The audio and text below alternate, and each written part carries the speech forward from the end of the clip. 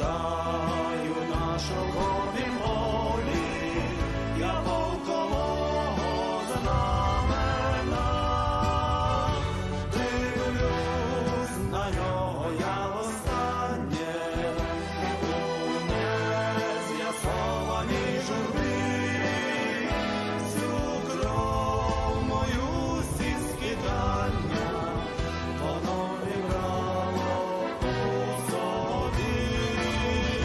Всю кров мою всі скидання, воно вібрало у собі. Усе, що разом пережито, в обходах вистраждано все. Я знаю, інші гордовито прапороносець понесе. Дивлюсь на нього я востаннє, у нез'ясованій журбі.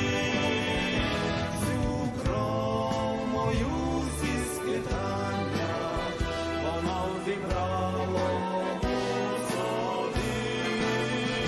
Всю кров мою всі скидання, воно вібрало у собі.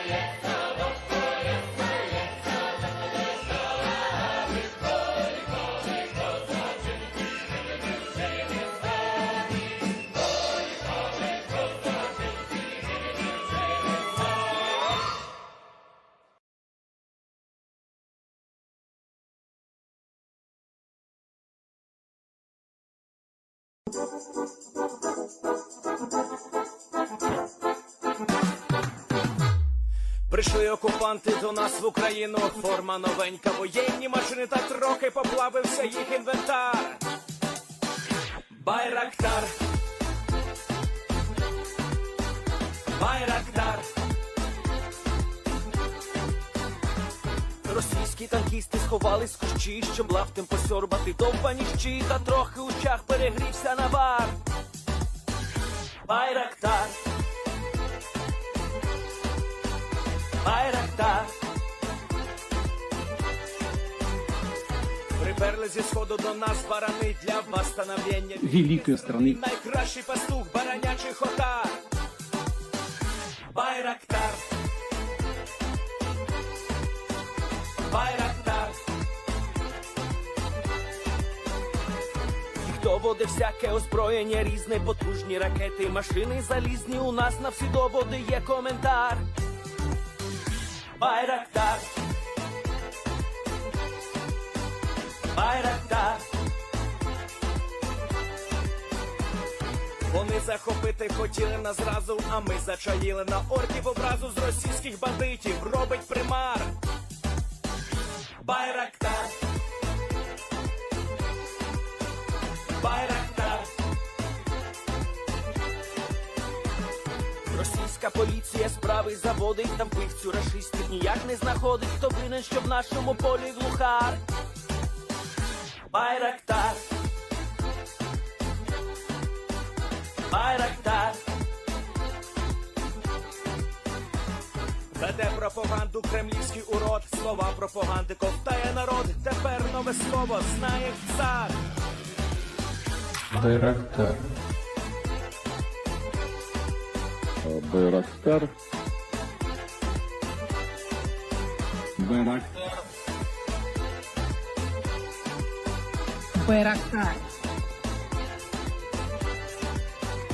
Байрактар.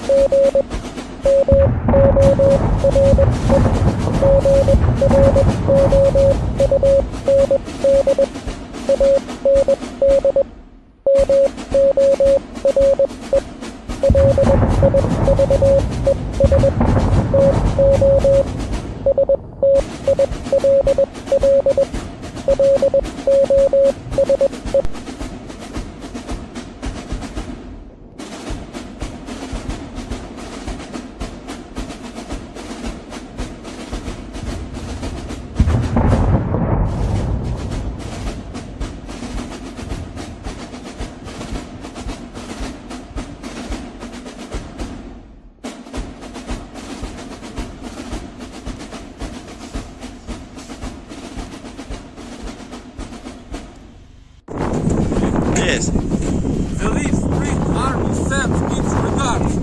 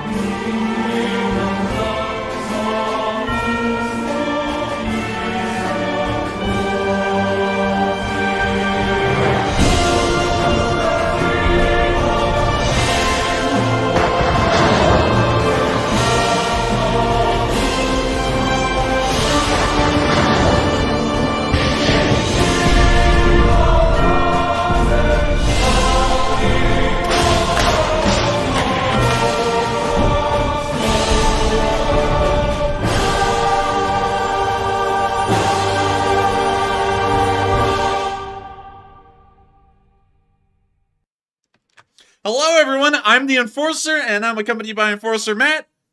And good evening, everybody. It's Enforcer Matt, and welcome back to day 271 of the news and another night of fundraising for Ukraine. And of course, tonight is the Sunday fundraiser, the 37th one that this channel has ever run. And our tonight's fundraiser is for a nonprofit that we've supported on this channel before, but we haven't done recently, which is UNHCR, which is the United Nations pretty much refugee program. This program helps to keep people, like refugees, safe and secure during harsh months of the year, which is pretty much all year round if you're not inside of a shelter, by setting up tents and making sure that they have food to eat and eventually finding them a place to go.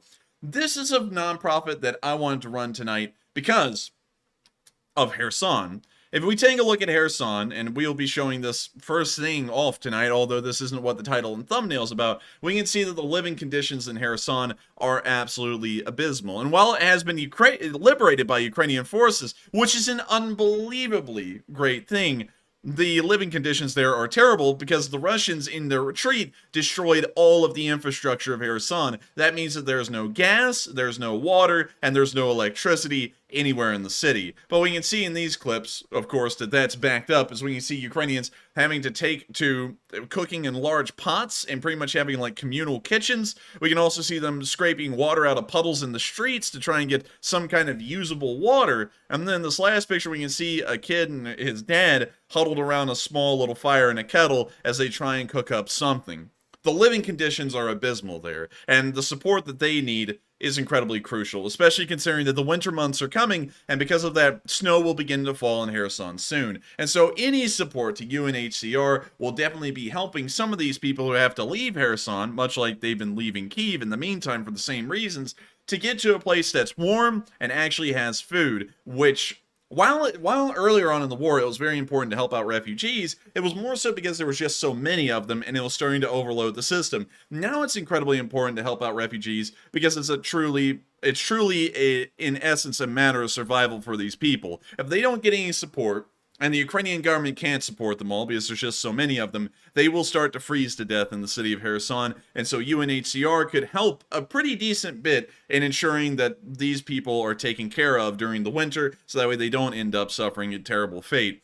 And so with that, I'm now going to be showing y'all a second little bit to show y'all what life in Kherson is like. Not to make it a downer at the start of tonight's stream, but of course, we don't run these Sunday fundraisers for fun. We run them for a reason. We run them to help out people like these inside of Ukraine. When you see this woman scooping up some muddy water out of the middle of a street just to have water to bring back home. And this kind of stuff is why we run Sunday fundraisers, and why tonight's fundraiser is for UNHCR. And so, of course, we will be making merciless plug after merciless plug tonight. Please feel free to support UNHCR. I highly encourage y'all. I've already put in $100 of my own money to make sure that we support UNHCR and hopefully get towards the $5,000 goal. And also remember that it costs around $100 to support an entire family. That's a husband, a wife, and 2 children for the entirety of a month. That's basic necessities: shelter, food, and water. And so every $100 we raise is another family that we're helping to keep alive for another month. And so we reached tonight's fundraiser goal. We will actually be helping out about 50 Ukrainian families with the basic necessities for an entire month. And so the Lee Spring Army alone, and there's many people out there who are always supporting these nonprofits, but the Lee Spring Army could say that we helped 50 people survive the first month of the winter. And so with that, it's now time for us to move on from these little bits and also talking about the fundraiser and move on to our last bit of news in Kherson, where we can see some soldiers having a nice dinner. Because while it's getting cold and the city doesn't have any infrastructure whatsoever, one thing's for certain: the Ukrainians are celebrating with the soldiers. As we can see right here, this guy's eating a feast. Я передаю своим братьям-азербайджанцам огромное спасибо, что они нас поддерживают. This guy is also from Azerbaijan, and he has got some sick sunglasses. Yani işgaldan azad olunmuş, bizi belə qarşılayıblar burada. Bu da Gruzin qardaşımızdır. I'm impressed he hasn't broken them by now. They look fragile. Yeah, and look at the food they're eating. Like, it's like a feast they're of eating kings. good. Yeah, and then it's like Thanksgiving here in America. Speaking of which, that's coming around next week. Also, another thing, Matthew, looking back at his glasses, now I know what they remind me of. There's a MiG-29 pilot out there in Ukraine looking for the visor on their helmet, and this guy's wearing it. Yes. Yani işgaldan azad I mean, olmuş those are ülkelere some karşı huge var burada. sunglass lenses right there. Zehir arkadaşımız Вообще. Пацаны, передайте привет, пожалуйста. Привет, Азербайджан. Армяне гандони. We see them, of course, enjoying the meal. See everyone hanging out, wearing Ukrainian flags. Вот. I feel like that's almost conditioned at this point for that to be a response. Is whenever you see anyone say "Slava Ukraini," everyone immediately goes "Heroam Slava," and it's like a massive crowd of 100 people every single time. It works without fail. Though, of course, why wouldn't it? But anyways, that's the end of that video. And it's nice to see that the Ukrainian soldiers in Kherson are still having a great time. Civilians are still, well, citizens are still celebrating that they've been liberated, and hopefully something can be done to make sure that their, I guess you say, difficulties and stresses are eased going into this winter, because winter is the harshest time of year to survive through, if any. And so hopefully the Ukrainians can fix the infrastructure problems before it becomes an emergency or a crisis. And so with that, it's now time for us to move on from this little bit of news where we can see the some foreign legion members hanging out and having a little bit of a feast in Kherson. And now it's time for us to move on into the Northeast and to include that news segment that we started last night and a whole load of y'all have enjoyed. So we're bringing back again. This is the Deep State UA map. And this actually gives us a day-by-day change of the front lines of the Ukrainian and Russian forces. And if we go back to yesterday, right here, the only part of the front line that has had any change is up in this area, near Drovchina and Troitsky. And what we saw is that apparently Ukrainian front lines are starting to move forward. And this is starting to seem like a very perilous situation for the Russians. If we look at this terrain here, the Russians in kind of this loaf-shaped part of the front line are on a bit of flat ground, but behind them is what appears to be ridge lines. And so they're kind of stuck right now in a bowl. They could either try and cross these ridge lines and move towards Pokrovsk, or they could sit here and they could try and fight it out. And considering that Ukrainian front lines are moving forward, it appears that the Russians may have found themselves victim of a weak spot. The Ukrainians may be trying to move over that ridgeline or around the ridgeline and cut the Russians off here. If that is the case, that means that the closest Russian supply depot that they could count on would be Veluki. And it's not beyond the Ukrainians to barrage and destroy supply depots on the Russian side of the border, meaning that they would have one supply line connection, and if that supply line connection started to get hit by artillery or knocked out, we would see that the Russians in this area would be forced to retreat just due to a lack of supplies. One thing started to become certain through I guess you could say at this point in the war, the Russians are not into the fight to the last man philosophy. They're more so into the let's get a couple of thousand people killed in this one spot, and then when the supply lines dry up, then we run away. And that's most likely what they would do here. And considering that the front lines are shifting in that direction, it does appear that the Ukrainians have found a weak spot in the Russian lines and that they'll be exploiting them very soon. Which is incredibly good news. I don't know about y'all, but hopefully we see the Russians get obliterated in this area sometime soon, and this little area will hopefully become green. But with that, it's now time for us to move on from that bit of news and to actually show y'all some of the frontline videos that we're getting from this area. Once again, I want to remind everyone, the reason why we're flipping in between these two maps is this one is the one I'm now using almost exclusively to get markers and videos to show. This front line is, on this map in particular, is actually made by me each and every day. It's custom made, it has all the videos included on it, and so it's handmade. You can get a link to that one in the description below. The Deep State UA map we've now included to try and get a better in-depth analysis of what's going on the front lines, mostly because it shows the topography of Ukraine, which is incredibly important. You can't even stress the importance of the topography when planning, I guess you could say, strategic decisions and moves, because it determines what a military can do more so than anything else. And so that's why we're starting to throw in the Deep State UA map. And from what we know based off of actual reports, this is a lot more accurate than mine, but my map works off of video and picture evidence alone, and so that's why the front lines are different on this one. and they're also different on the other one. But moving on into the northeastern area, around the Pokrovsk area, we saw a Russian armored personnel carrier get obliterated by a Stugna. And so here's the video. When you see the APC, when you see the crosshair,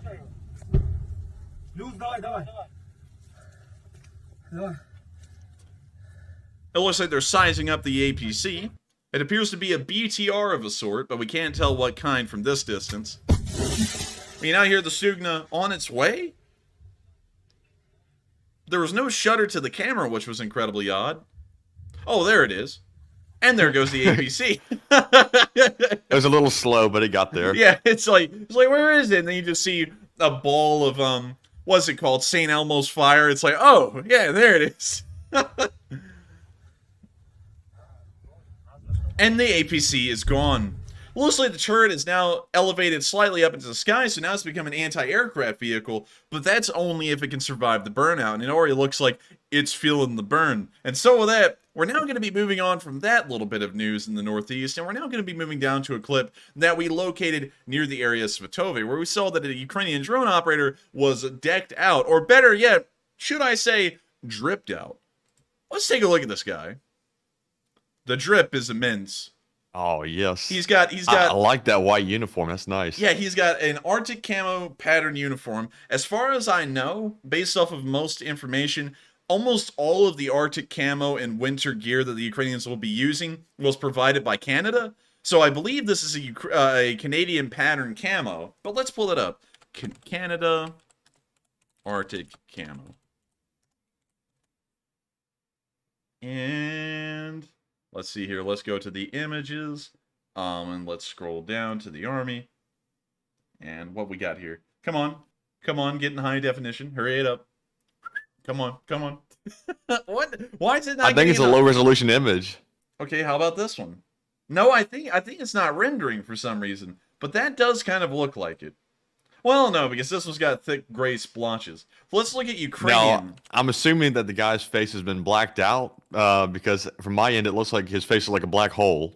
Okay, so this is actually Ukrainian winter camo. That's their pattern. Okay, Well, I'm about to get to that in a second, but I had to make sure to clear up whose camo pattern this is. So it is actually Ukrainian winter camo. As we can see here, they got the black splotches on it, and this guy also looks like he is trying to make the live-action rendition of a 101 Dalmatians. So it is Ukrainian camo. But to speak on that, Matthew, you are correct. His face has been blacked out, most likely to protect his identity, and that's why it looks like the dark void of existence is staring back at you. But honestly, I think that's really good for intimidation purposes. If his face was nothing more than a deep, endless void of darkness, imagine how scared the Russians would be of this guy.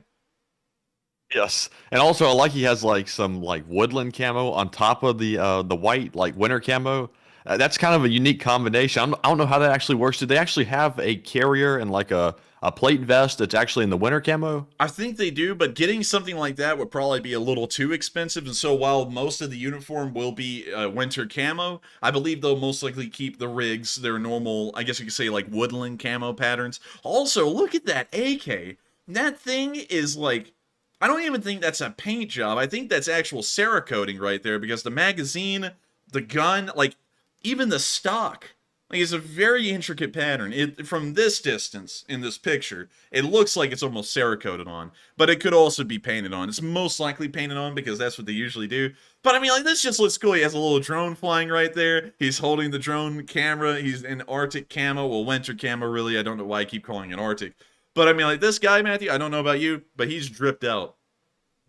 Really, he looks like he might be like an operator or something, like Yeah. a more higher end soldier. Like, you know, the Ukrainian army looked at this guy and they said, drip or drown, and this man is swimming.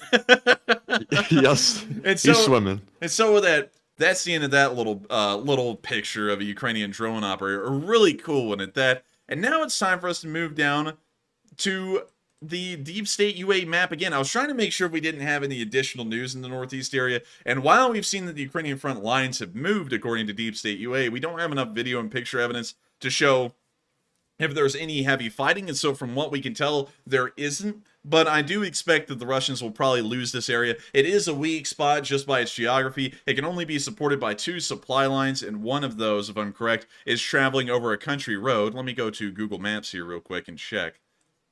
So there's our hill line right here. And if we go here, you can see a small country road going from the P-66 over to the area of Zaporizhzhia, which is really the only other supply line that this village has. And if the Ukrainians end up threatening this area by moving towards this country road, the Russians will really have no option rather than to retreat, because they'll only have one supply line and it's incredibly vulnerable, considering that it's traveling on one highway right into Ukraine. And so with that, that's the end of our conclusion of what's going on in the northeastern area, and the area that we see that the Ukrainians are most likely going to be moving and attacking weak defenses.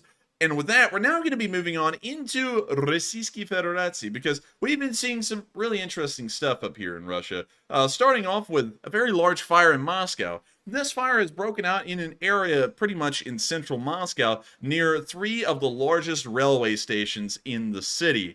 And this fire appears to still be burning as we speak right now. And so here's the first video. We can see that snow has also fallen in Russia, and with it, the partisans have also fallen onto the ground as well and started small fires.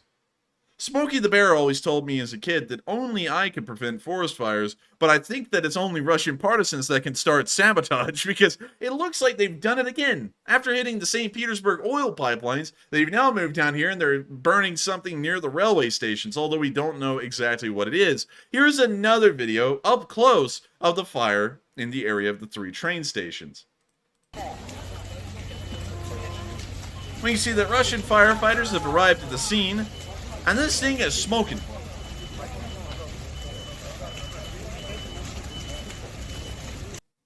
In the famous words of Anatoly Dyatlov, call in the fire brigade. And I think that they're not really going to be able to put out this fire due to the sheer size of it. And of course, as far as Not great, not terrible.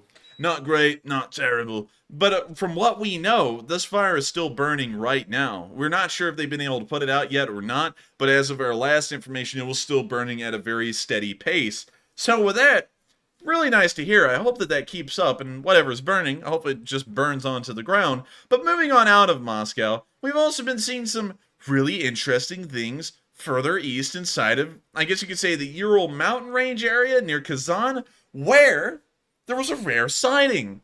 As Russians were moving around a training ground in the area of Kherson in Russia, they saw something that will never join them inside of Ukraine. A T-14 Armata driving alongside them.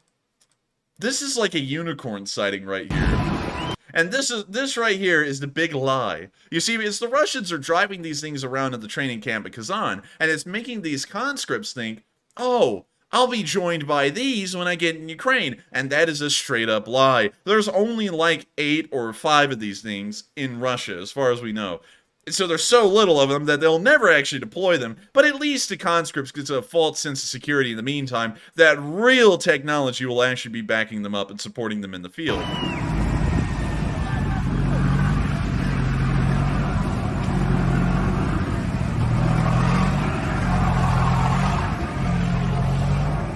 And all the soldiers are looking over like, "Whoa, блядь, Ivan, that is amazing."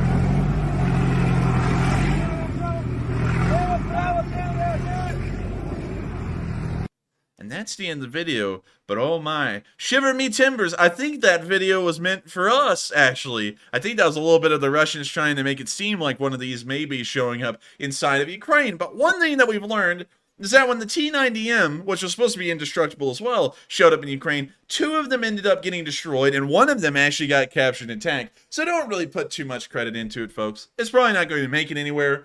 Anyways, from what we know, the T-14 has more problems than a normal video game release in the modern world. I'm looking at you, Battlefield 2042. But with that, it's now time for us to move on into the next bit of news inside of Russia, more so in the center of the country near Nizhny Novgorod, where we saw the blogger 1420, which we've shown on this channel before, traveling around Russia and asking people if they love Russia. And the results are shocking. Gone violent. I said that, Matthew, and I was like, this is like the most typical thing ever to say the results are shocking. Anyways, here's the video.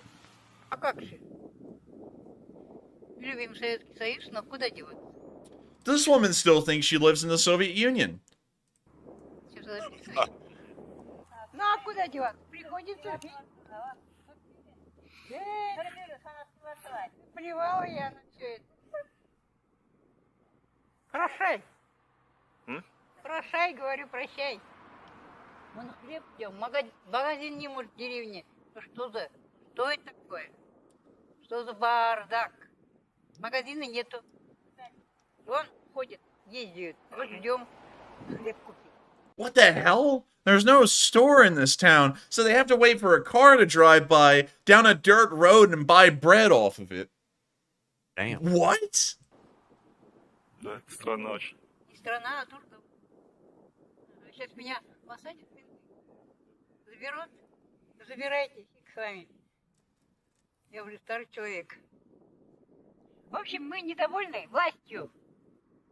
И куда это пойдет? Ну, YouTube канал. Ну, Эй, это фигня все это. Oh, she didn't believe in YouTube being a big network. She's like, oh, whatever. She's like, YouTube doesn't mean anything. And meanwhile, 5,500 people in our stream are watching this right now. So, yeah, it did get washed.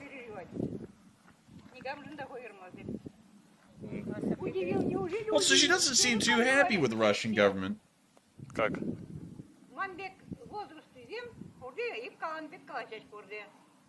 То, что против? Конечно, как нет-то. А вы как считаете?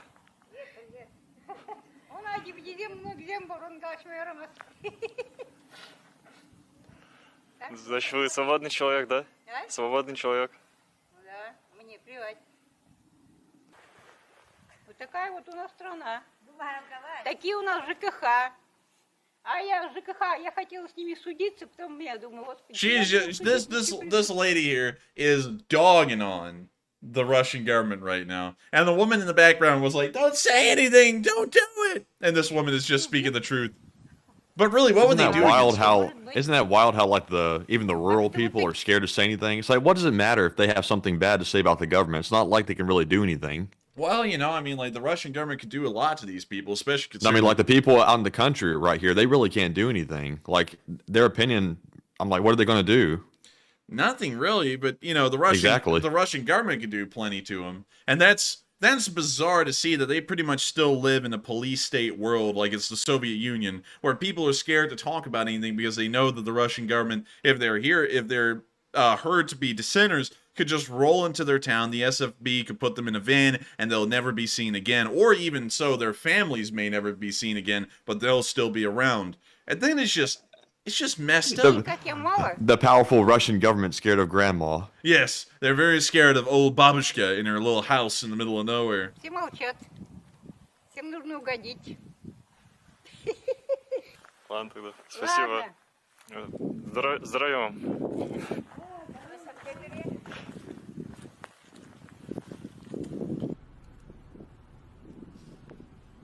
We can now see the village truck and also the village bus. It appears that they are in a state of disrepair. This man just pulled a Michael Myers and sped down the road at 5 million miles an hour. Is this 1420? Yes. I thought it was. We now see him looking at one of the houses.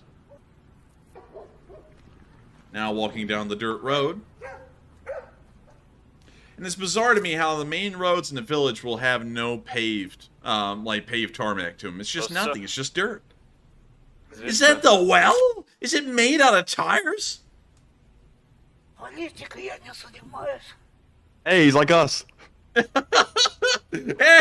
this man watches the Enforcer channel.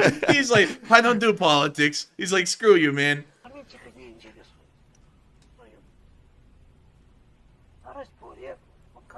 Сил есть, работает. В следующем году, может, силы не будет уже. Ладно. Помоложе еще. Вот я ж. Кирпичные дома, вот. Дом сзади, вот, кирпичный. Потом самый крайний кирпичный тоже.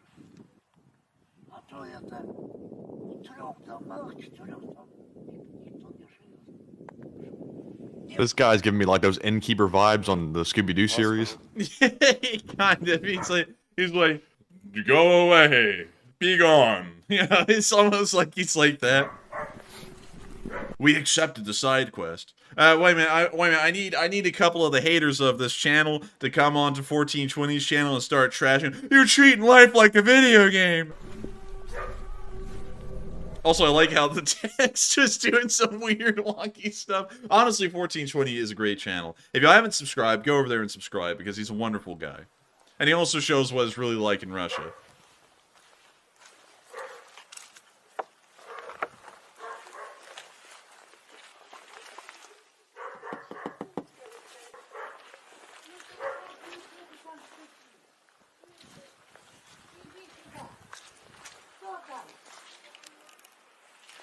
Здравствуйте.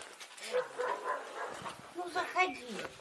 Можно, да? You know, the first rule that they teach you in the United States is that if you come upon a log cabin and someone from the darkness inside of this unlit log cabin tells you to come inside, you usually don't. That's usually the start of a horror movie over here in the United States or kidnapping. But this man, he's so brave, he's going right in.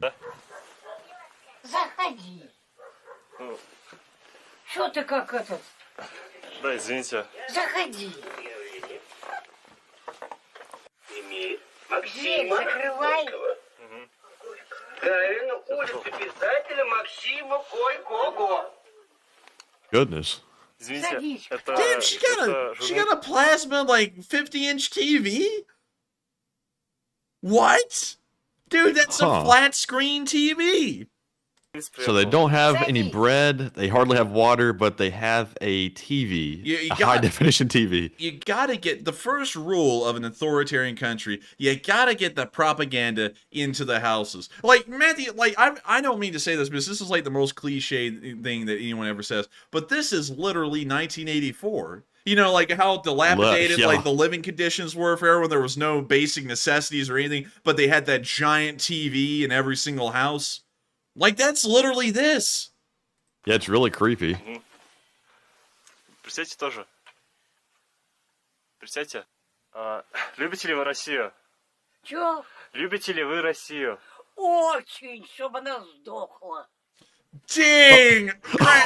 Granny's spitting the raw line. She's like, I love it so much, I wish it would die. Еще чё? А чё она мне дала? Россия твоя, чё она дала? Да люблю я ее, я шучу. Это ж моя родина, ты чё? Cute А dog. можете сказать, за что вы его любите? За простор. Она ж от востока до запада. А я была и на востоке, и на западе. Так что я ее всю проехала. А это ваша работа была или как? Да, Кем вы я работали? врач. Я врач. A doctor lives A like doc- this in no, Russia? Not a medical doctor, maybe a different type of doctor. Well, what if she was an actual doctor, like a surgeon or something, traveling across the entire country, and at the end of it all, she ends up living like this? A doctor in the United States, you would rarely ever find a professional doctor with a PhD in America living like this. And I honestly, if she is pissed against the Russians, I would be too, considering how far you would have gotten in education to end up like in this state. You know, like in the middle of a village in the middle of nowhere. Нет, ты кто такой? Ну, журналист. И что ты пришел? Ну, вот журналист, пару вопросов хотел вам задать. А зачем? Это будут смотреть иностранные люди. Какие иностранные?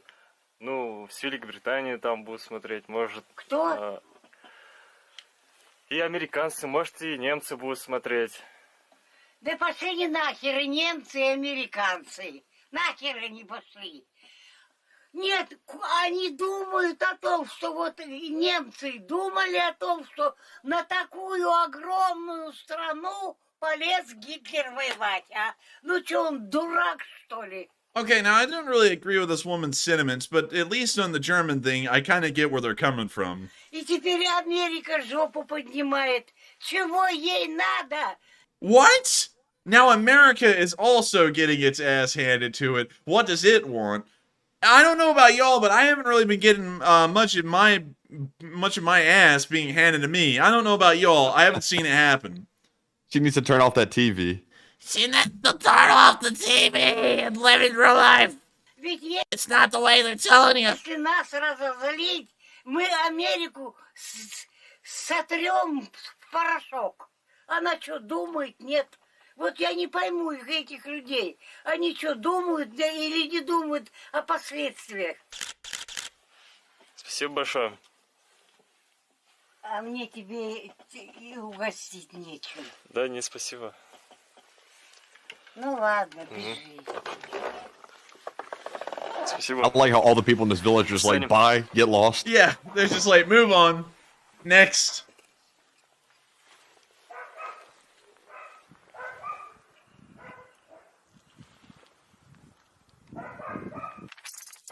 It's like a dog kennel out there. Yeah, and you know, glorious Russia. And why in the world did my phone turn on? It's recording my voice. Anyways, glorious Russia, who will defeat the United States, and the United States, who's too stupid to know what they're doing, are going up against a country where most people live like this. They're living in houses built almost 140 years ago. There's no paved roads. The only kind of modern appliance they have is a TV, and that's entirely for propaganda purposes. And beyond that, that's it.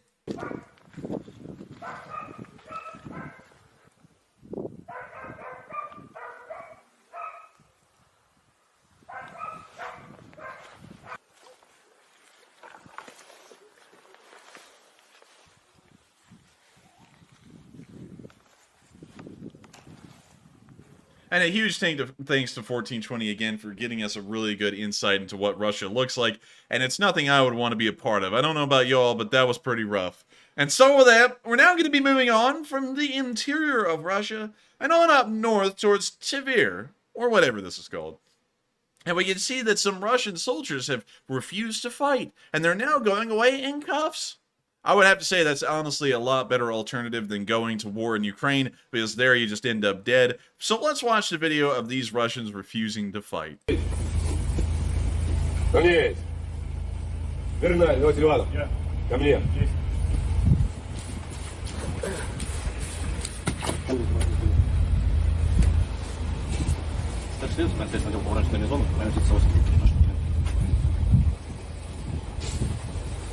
We now see him handing over Mao's little red book for some reason. It's the passport. We can now see this man reading the New Testament, King James Version.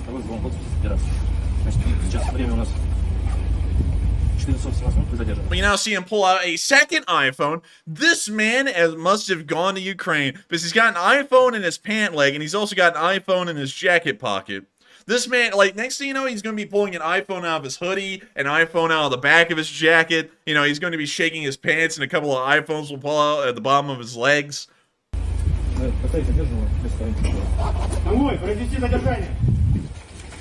We now see the military police running up, like some kind of vaudeville cartoon. What the hell is this? I think it's sped up. Yeah, it is, yeah.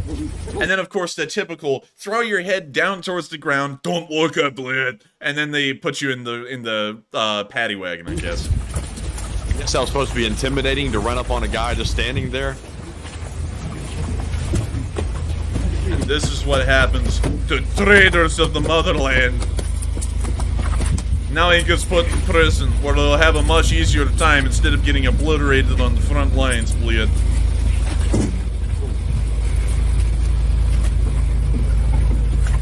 Wow, what a prison van. Like, this isn't even a van. This is literally just like a Range Rover, and they're making him walk into this tiny midget-sized door and sit on a midget-sized chair in the back of a Range Rover. Well, this is actually probably like a Ural or whatever, the Lada, but still. Oh, here comes the next one. They're also going to fit him inside of the tiny paddy wagon as well.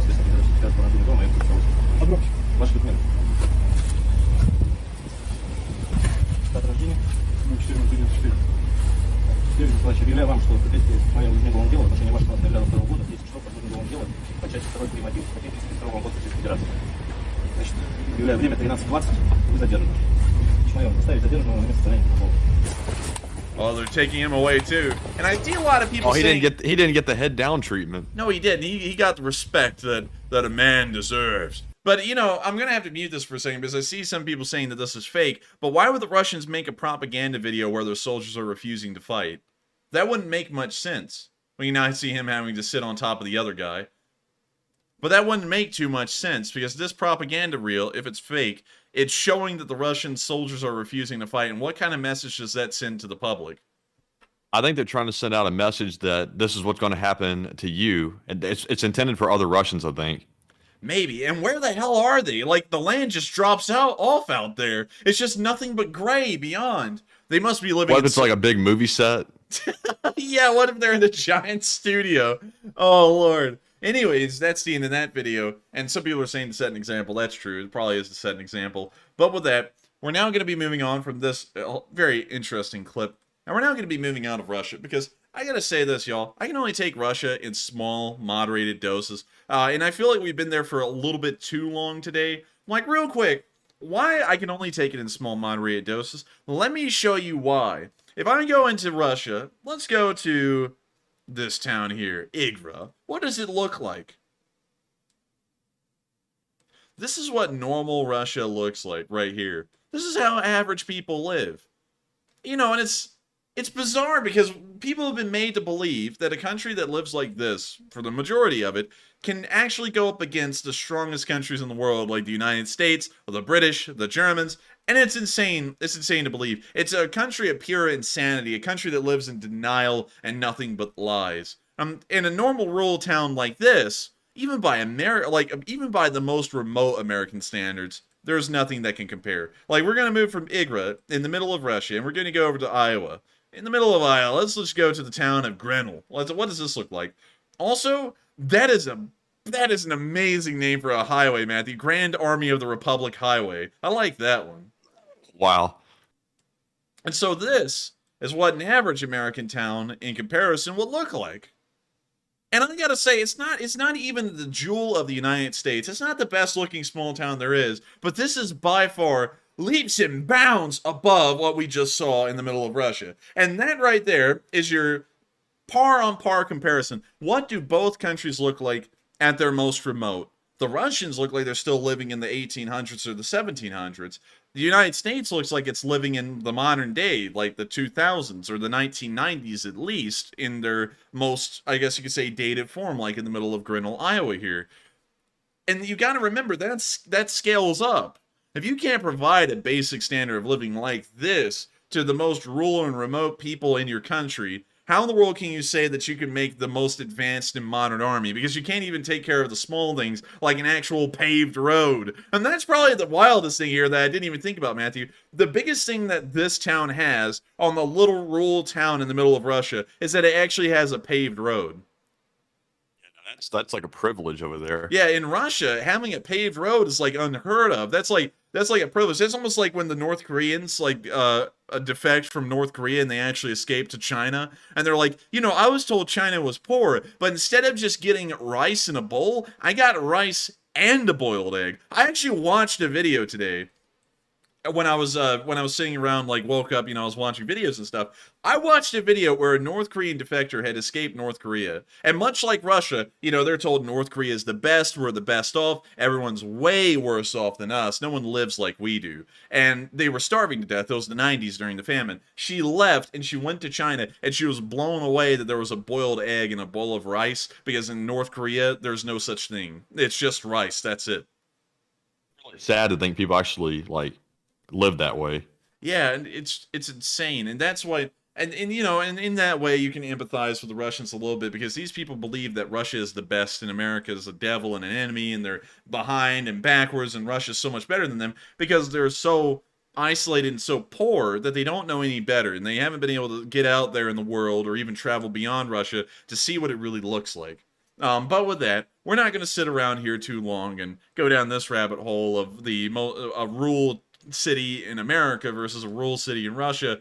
But with that, It's now time for us to move back into Ukraine, and it's time for us to get to those location unknowns leading up to the casualty report for the day, which is once again showing something incredibly interesting. But before we get to the first clip in the location unknown, showing a Russian MTLB being evaporated by a small bomblet, which is usually rare to see, I'm seeing that a whole load of y'all have voted on a poll. Almost 900 of y'all right now have voted on it. Not the highest voted poll, but it seems like a lot of y'all are coming to the same conclusion. So real quick, Matty, can you guide us through those polls? All right, so real quick, this third poll here says, if you were a Russian soldier, would these scare tactics scare you into compliance? It looks like 55% said no, I would still rebel against Russia. Let me see if I can get my mouth working here. 26% said not sure, and 19% said yes, I would feel forced to comply. Now, if this was Russia's attempt to try to scare these soldiers into compliance, I would say that's a pretty lame tactic. I guess it depends on where they're being taken and how they're being treated, which I'm not really sure. Maybe the enforcer knows, but I would probably say I would fall within the 55% that said no, I would still rebel. But enforcer, what say you? Well, and also, we reached our goal. Hey!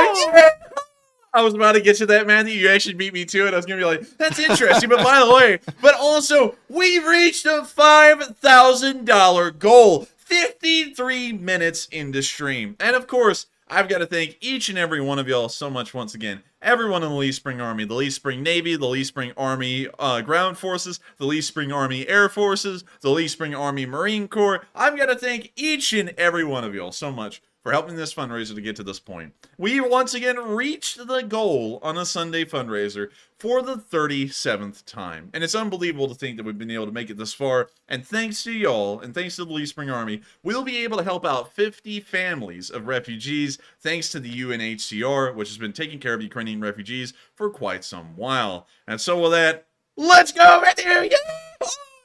And so, yes, sir. 100. And so with that, yes, sir. 100, laughing face, smiling face. Mindset is a grind set. Let's go. Anyways, it's time for us to get back to the poll and once again get incredibly serious. Because, of course, polls are no laughing matter. Anyways, the poll asks, if you were a Russian soldier, would the scare tactics scare you into compliance? Some people say yes, I would feel forced to comply. Some people say not sure. And most of y'all say y'all rebel against the Russians. I feel that I can't really answer this poll because it's kind of like one of those things where you've got to be there to witness it to really know. And, you know, everyone always wants to be brave. Everyone always wants to be strong. But I never know if I would be the one who would be strong enough to actually stand up against it. But honestly, knowing what I know right now and knowing what the Russians deal with and seeing how they get killed in terrible ways all the time, I probably would rebel against the Russians and end up going to prison instead, because anything would be better than going to Ukraine. And so with that, I hope that addresses the poll fairly well. And with that, let's get to the next one. Right. And the next poll said, do you think the winter weather is forcing the Ukrainian military to push their offensive faster? It looks like 47% said yes, they must move quickly, 14% said not sure, and 39% said no, they just have good momentum. Now on this one, I would say that the winter weather is most likely causing them to move faster. I would say it's a combination of both.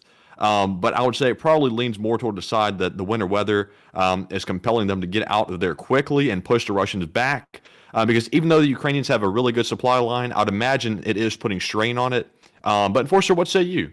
I would have to say, in my opinion, that the Russians are most likely very heavily slowed by the winter weather. Of course, we've already gone over that like multiple times before. But the Ukrainians are probably speeding up offensives because right now they do have a small window where their supply lines aren't being affected by the winter weather because it's just come on so quickly that they could probably pull off a couple of offensives beforehand without really being hindered at all by the winter weather. And so I would largely agree with that statement, that they're probably going to be moving a little bit quicker for a short while because of the onset of winter weather. But once we pass about 2 or 3 weeks from now, I feel like Ukrainian forces will slow down a little along with the Russians, but the Ukrainians will still be moving at a relatively fast speed. And so with that, I hope we address that poll fairly well, and let's get to the next one. Also, folks, while we go into our third poll and the final one, please feel free to send me your live chat questions by tagging me in the chat and adding your message behind it, and I will add it to our queue. At the moment, we only have 12 questions, so I need a whole bunch more, so feel free to send yours in. And moving on to that third poll, the question is, if you were a Ukrainian soldier, would you prefer to fight in the winter or the summer? It looks like 56% said the summer, 31% said winter, and 13% said undecided. Now, for me, I've got to say, I'm sure there's a lot of holdups as we've seen fighting in the winter, but I prefer the cold a lot more, and I would have to say I would want to fight in the winter. But, Enforcer, what say you? I would have to say that I would much more like to fight in the summer, because one, winter is horrendous to fight in because you're always going to be incredibly cold. You can't get heated up. You know, once you leave a camp, once you leave a vehicle, you're out in the frigid cold. And while you can have winter gear, you're still going to get cold. So, in my opinion, I would have to say I probably would not enjoy winter fighting at all. I would probably much more prefer summer fighting if you could choose, but a war is a war. You know, you have to fight at any time of any part of the year, but I would much prefer the summer instead. Also, I like the summer month because of that song. I don't know how it goes, but they made the whole entire first lyric, first line of the song, one word. I was like, when I met you in the summer. But with the way it came out, it was like one giant messed up word. Anyways, getting past that joke, maybe some of y'all get it, maybe some of y'all don't. With that, we are now on to the next poll, if we have one. All right, so that was our last poll. So now it is time to call off all of our top donors on the fundraiser thus far, and we have quite a few. So please bear with me. I'm going to call off each and every one of them. Up first, we have a very generous $500 donation from David Watley. David put in the largest support of the night thus far, and that is very generous of you, David, and thank you very much. We also have a $200 donation from DCC Prime 1, also very, very generous, as well as a $151 donation from Amrinder Nain. Then we have several $100 donations. The first one is from Governor Muck. Then we have one from Just Chillin', BC Skyman, Fred Von Hess, Gene Kustra, Misk77, Activista, Keeping Our Public Lands Open. Also, Mr. Paul Baby, Terrence Custer, Douglas Scott McCarran. Then we have several $50 donations. We have one from Heather Fitzgibbon, R&R, GTO Joe 04, William Allen, Susan G, Zwan Tran, Bobby Abara, David Cox, Tel Med, Mark Stoico, Greg Carrier, Still Thinking, Axel K, and finally, Justice Ryan. And I want to thank each and every one of you very much for your generosity because we've had another successful fundraiser night, and that is a success in my book. So, and thank you all so much once again, because without y'all's support, these fundraisers wouldn't be able to make it. Without y'all's support to this channel on every other day of the week, we wouldn't have been able to survive to get this far to the 37th fundraiser. And so, thank you to every single one of y'all so much once again. Y'all both help out Ukraine and help us to keep covering the news, so that way we can keep helping out Ukraine. And so with that, thank you to each and every one of y'all and everyone who's still donating right now once again, because through y'all's help, we've now been able to help out 56 Ukrainian families for about a month each. And so with that, we're now going to be moving on from the shoutouts and on into the questions. Just to answer a couple, we'll only answer 3. And so with that, what do we got, Matthew? All right, and real quick, let me call out 2 more donations. We had a $200 donation from Shadow, as well as a $50 donation from Tina Kulart. So thank you very much to both of you as well for that support. That is very generous. And now we're up to 5.7 thousand, so $700 above goal. And also, Kristen Adams put in a 50 just right now. Thank you as well, Kristen, for that. So I think that is all for now. I'm just trying to make sure I didn't miss any. And it looks like we are A-okay. So, moving on to our questions, we have one from ML Harden. Hang on. It looks like we might be having a small problem with the stream, because YouTube is telling me that there's no data, and so the stream will end. Which doesn't make any sense. Okay, so it's back. I had to make sure, though. But so continue on, Matthew. We are back? We are back. All right, so hopefully y'all were able to hear me there on that last part. If not, let me know and I can repeat it. But we have a question from ML Harden, who says, do you see a parallel between Prime Minister Churchill and President Zelenskyy? I do see some parallels, in others not so much, but I do see some, like, sticking it through at the beginning of the war. That definitely was a parallel with Churchill, who refused to leave London even while it was being bombed during the Blitz. And so I do see some similarities, I would have to say. And so with that, I hope we answered that one fairly well, and we are on to the next one. All right. And also, we have a question from Laura A., who says, what are your majors? I'm very impressed by your knowledge of history, etc. So my major is political science, but that doesn't come into play a whole bunch on the stream because we don't cover politics. And Enforcer, tell us your major. Well, my major is history. I also have a bachelor's in science. I'm just kidding. It's only history. I only have a major in history, and pretty much all of the information I work off of is historically based. I usually try and find a historical precedent for everything I say and work off of. Usually it's correct, although sometimes it isn't. But by and large, I believe about 93 to 92% of the time, it is correct. And so I'm glad that you do enjoy the information we give, and those are the degrees we possess. Both of us, Matthew has political science, I have history, and so with that, I hope we answered that one fairly well, and we are on to the next one. Right, and moving on to our next one, we have a question from Philip Fixes, who says, did you know that Smokey the Bear has been replaced? Seriously, it's a fox. Actually, that was not true. I do know what you're talking about. Smokey the Bear was not replaced by Ember the Fox. It was actually just a short little change thing. Apparently, Smokey the Bear is still around. So Smokey the Bear. There you go. And so let's Only you can prevent wildfires. Date of death. Oh, what? I was like, what? I was like, anyways, you can see here, SmokeyTheBear.com is still active. And it is because they're not replacing him anytime soon. Why in the world? I don't know why this stuff picks up so much, and it's no fault of your own because the internet just will make you believe that all of this is true, and it's usually some kind of outrage piece, and that's what was that's an outrage piece right there because everyone grows up with Smokey the Bear. Everyone knows who Smokey the Bear is, and everyone's always going, like these articles don't work in truth at all. There's no actual basis behind what they're saying. They'll just say something like, so-and-so is going to come and he's going to suck the brains out of your kid with a straw. Oh my god, so-and-so can't suck the brains out of my kid with a straw? What the hell? That was pretty much what they were doing right there with Ember the Fox, was another outrage thing. So with that, I hope we answered that one fairly well, but they're not replacing Smokey anytime soon. And so with that, I hope that answers the question fairly well. And we're now moving on from a very interesting question about Smokey the Bear. And we're now moving on into our location unknown. Starting off with our first clip of a Russian MTLB going up in flames because it was hit by a drone. So here's the video. We can see the MTLB right there. And now we can see the MTLB explode.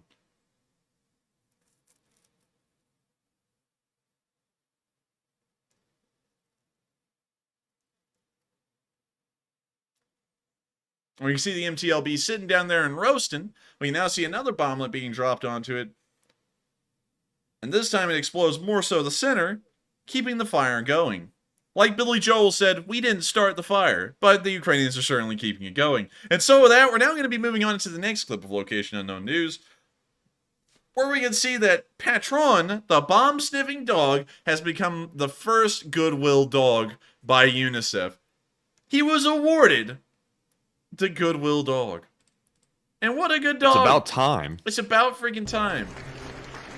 When you see him right here looking around, he is very excited. He looks kind of confused a little. That dog was about to get some beef with that person over there. It was like, what are you doing? When you see Patron again, look at that little pupper. We see that he's going around helping kids to learn what's dangerous about bombs and why not to touch them.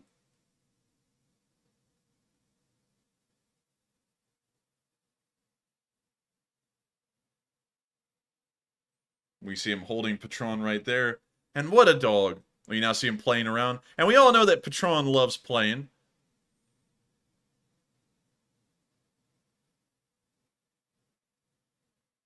And what the hell is that? They have a version in AR or the metaverse or something? Oh boy. Oh boy. Mark Zuckerberg's bought the intellectual rights to Patron, and now they got a metaverse Patron. Oh goodness. I like the real Patron. What a cute dog. Anyways, that's the end of the video. It's nice to see that UNICEF has recognized Patron for all the hard work he's been doing and given him the title of the Goodwill Dog. And so with that, we're now moving on to the next clip of Location Unknown News, where we've seen some pretty interesting attachments on a Ukrainian's gun. They're very interesting. I mean, I can't lie, these are a little bizarre. А ну розкажіть, який у вас коліматор? Многофункціональний. I am point. I don't even know what Is the that a hell roll that... of paper towels on the end? Yeah, it's a roll of paper towel on the end, and I don't even know what that is. Розкажіть, який у вас коліматор? Многофункціональний. Like, what is that thing? I am point. Looks like the top of a bedpost or something. I don't know, but that's the end of the video. But I gotta say, y'all, it's nice to see that the Ukrainians are getting all of that support from the West, and they're using it to make some very impressive AKs. So hopefully the Western support continues to flow, so that way we can see more AKs like this one. And so we're now moving on into the next bit of Location Unknown News, where we can also see the Russians being hit by some artillery. Please enjoy. See the Russians moving down the road here and going into the small hut. A very bad mistake. They've now made themselves a stationary target.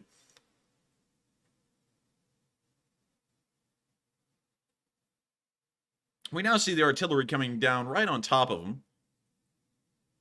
Like that one right there.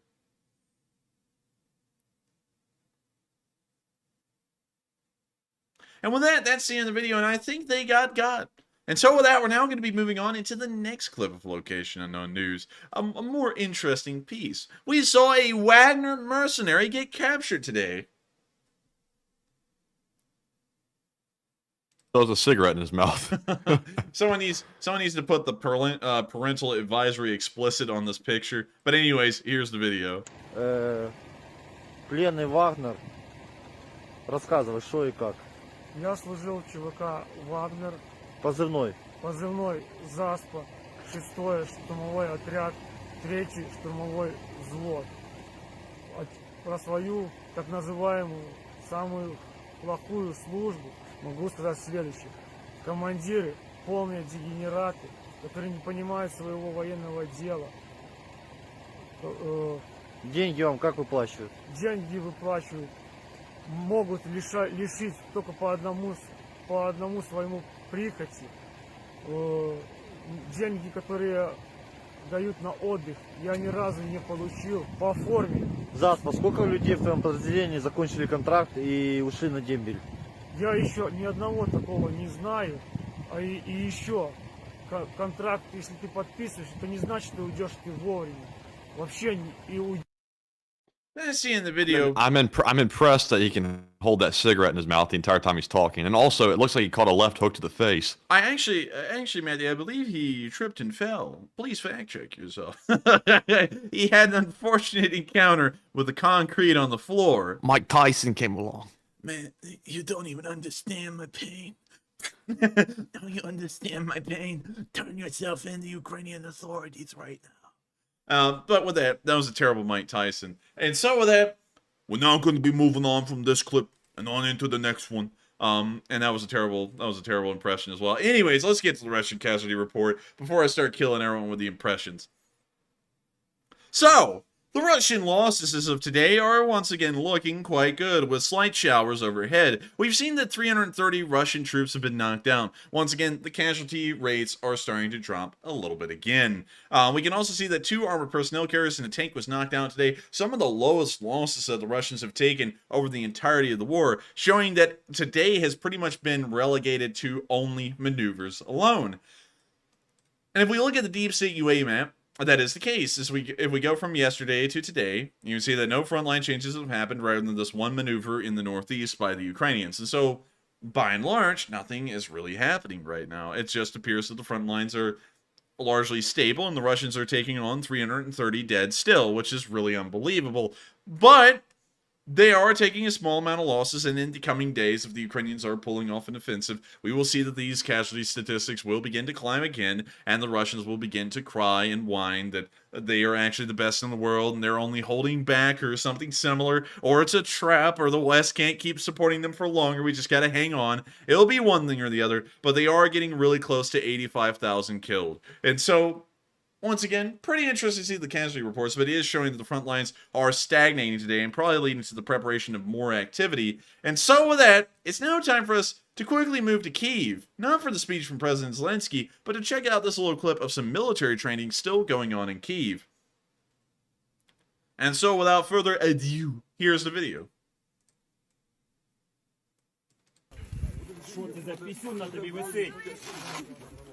See him going around and checking the vests. Хорошо. Нормально.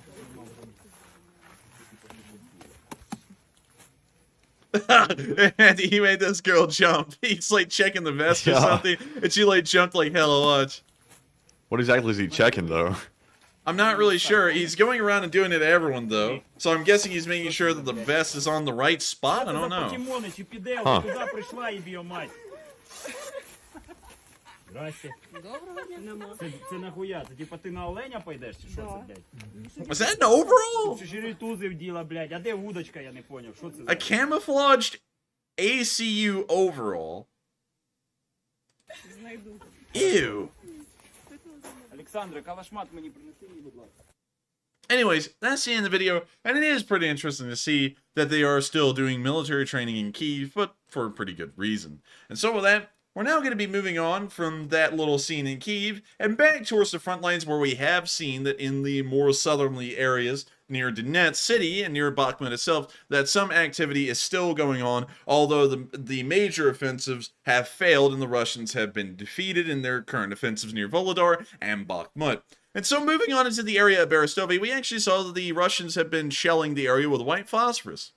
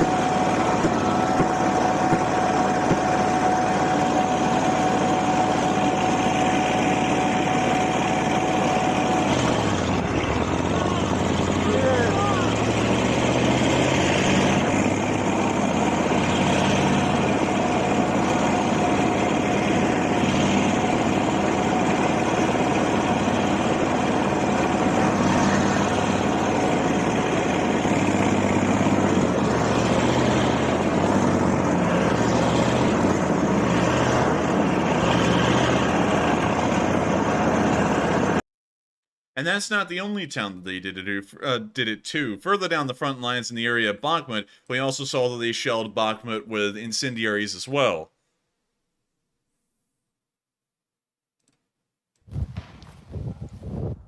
Well, you see the white phosphorus falling just a couple of yards down the road from this guy. That's the end of the video, but once again, we can see that the Russians in defeat always resort to the only thing they know, which is committing war crimes on an unprecedented scale. Moving on out into the front line, however, we have seen that while they are committing war crimes still, they are paying a price. In the area of Volodymyrivka, we saw a Russian Special Forces ATV hitting a mine. Now, this isn't not safe for work, but if you have a very visual mind, I think that you will understand what's happening here, so here's the video. I'll mute that for later comedic effect. But you can see the ATV in front of this man moving forward. Remember, keep in mind both of these are Russian. We can now see that they moved a little bit farther into the village. Oh. Oh my.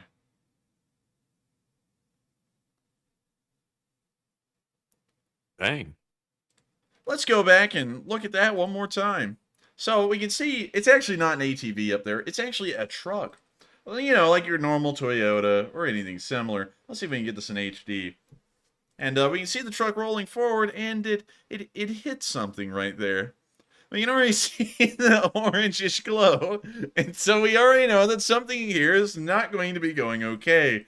In this next bit, though, we can tell that things are definitely not okay, and that this Russian truck has now turned into Russian vapor. Like a vodka that's been sitting out in the sun for too long.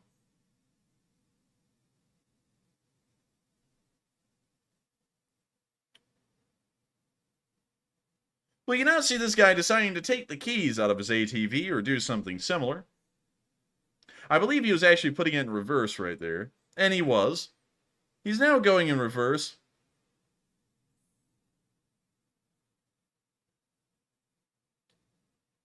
Little pieces of debris are falling all over from the sky. Enforcer, I'd click out of this video.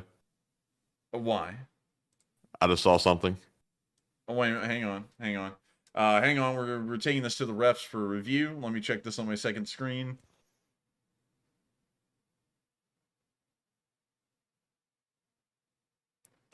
And... kinda. So we'll cut out the rest of it, but I don't know about y'all, but I think the Russians are paying the price for the war crimes they're committing by running over anti-tank, well, anti-tank mines, pretty much is what it was. It wasn't an anti-personnel mine, the explosion was too big for that, so it was certainly an anti-tank mine that that unfortunate truck had the opportunity of running over, and I'm sure that they're very honored to have the experience. And so with that, we're now going to be moving down into the area of Pokrovsk, and y'all might be a little bit confused, because we were just talking about Pokrovsk up here in the northeast. Now we're talking about Pokrovsk down here near Bakhmut, and this might even be a bigger shock to y'all. There is also a Pokrovsk right here on this front line as well. I need to find it again. It is actually back here, Pokrovsk. So there's Pokrovsk down here in Donetsk, there's another Pokrovsk in Donetsk near Bakhmut, and there's another Pokrovsk up in the Luhansk Oblast in the area of the northeast. And so it's very confusing to talk about Ukrainian locations sometimes because the town names get mixed up. But anyways, it's now time for us to move on to our last clip near the Bakhmut area, where we can see the Ukrainians dropping some nades on some Russians and taking them out, the old-fashioned way. Or the more modern way, but for us, it's a little old-fashioned. And also, real quick, just in case if, and this is always something that I see people saying, it's probably the only complaint we get, is that we, sometimes we laugh at the Russians' misfortune, to put it lightly. I just want you to listen to this Ukrainian as this bomblet drops right on this Russian in infrared. Браво, браво.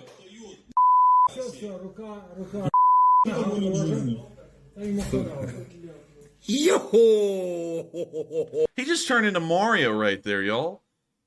I mean, he That guy just get up and walk off? Yeah, he's walking it off. Damn. Ай, нане. Ох ты, елки ж ты палки, ты прямо... They now dropped another one. Блин. With some expletives. I don't even know why I'm Леха, да ты butchering that. вообще, Forget блин, it. слышишь? Ты, по-моему, на куски размотал, блядь.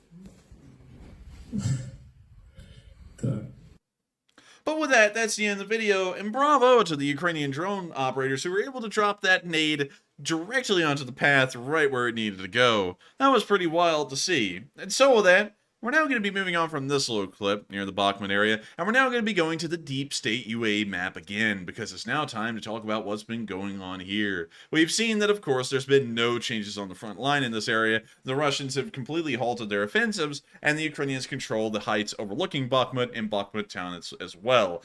The Russians will most likely not be conducting any more offensive operations in this area due to their forces being depleted, and so we're probably going to see that the Ukrainians will begin to push the Russians back in this area in due time. I can't say when, but it probably will be in the future. And they're well poised to do that because they do control the high ground overlooking the area of Bakhmutske and Bakhmut itself. I don't know why I'm butchering the words so badly tonight. But with that, that's the situation in this area, and it's looking better and better for the Ukrainians each and every day. And so, bravo! And it looks like no more Russians will be going ra-da-da-da-da. And so with that, it's now time for us to move into the Donetsk area, which has absolutely nothing to report. And we're not even going to go to deep state because this is the most inactive part of the front line, where nothing changes and nothing happens. But down in the Volodar and Yakhovka area, however, there has been some news, as we saw a Russian tank get in a small skirmish in the area and get destroyed. And so, here's the video. We hear some pretty epic music playing as this tank rolls forward to its certain doom. When you see it firing into the distance at the Ukrainian forces further down the field. Look at that. As far as you can see, just potholes everywhere. Yeah, just little marks of artillery everywhere. And we now see the tank getting hit. It's now on fire in the middle of the field with no supporting vehicles around. Typical Russian strategy. We now see the Russians bailing out of the tank and taking a run.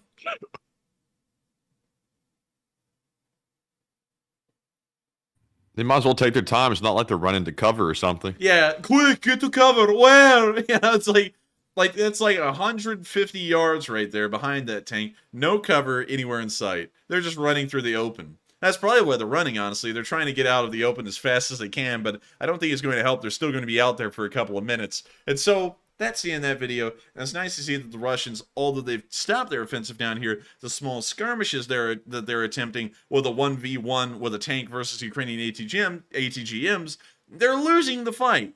And so while I sit here and stutter through pretty much the entirety of the news tonight, it's great to see that another Russian tank has been knocked out. It's now time for us to move on from the area of Yehorivka and on into more interesting areas like Kyiv, where we saw the Ukrainians dropping some grenades on some foxholes.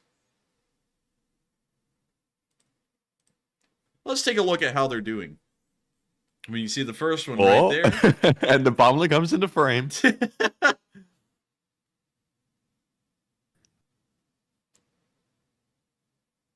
Well, you see them eyeballing it really good. They're taking a good look at it. And there goes the bomblet.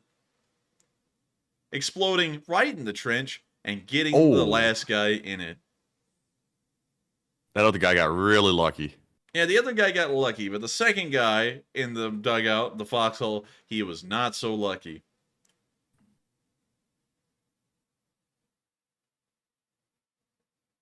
We now see the one guy running back and running over him and then running the other way. Very nice. He's cold-blooded. They always care for the wounded. Oh, he changed his mind. When you see him turning around and running back, I think that's because the drone was going that way. But I can't see where he went. I think he ran over that guy again and passed him. And so with that's the end of the video. But once again, it shows the absolute compassion and care that the normal Russian has for their compatriots. It's a very large amount, and it's very patriotic of them. And so with that, it's now time for us to move on to the next bit of news near the area of Stepove, where we saw some volunteers having some fun. They're having fun.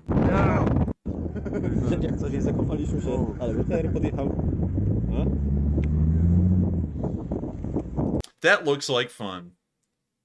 No other way to go about it. That just looks like so much fun. Having a several-ton vehicle, a 10-ton vehicle, stuck in the mud behind you that you have to somehow get out. I bet that's the funnest thing on earth. Some people live for that. I wouldn't. I hate it.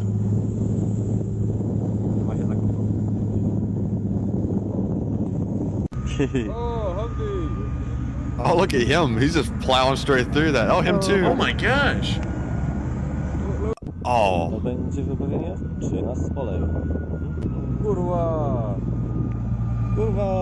See a BTR-4 passing by. It's actually getting through it pretty well. It's just trucking on along. Why did he slow down, though?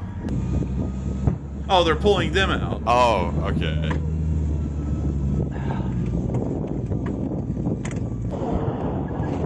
They're now on the road again. Sounds like someone's firing.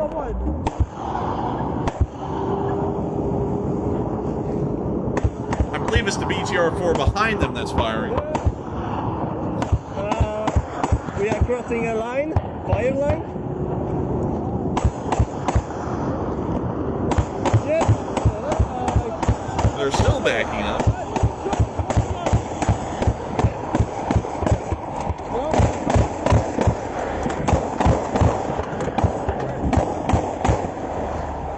Taking some of the guns off the vehicle and climbing off. It looks like it may have actually been a Humvee, and it was.